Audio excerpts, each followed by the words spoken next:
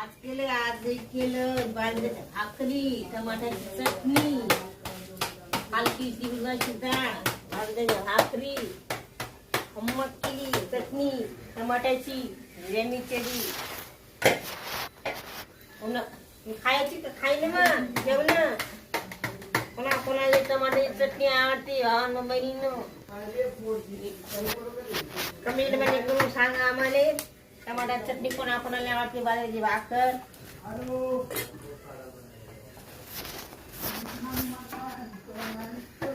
खम्मट वाली चटणी.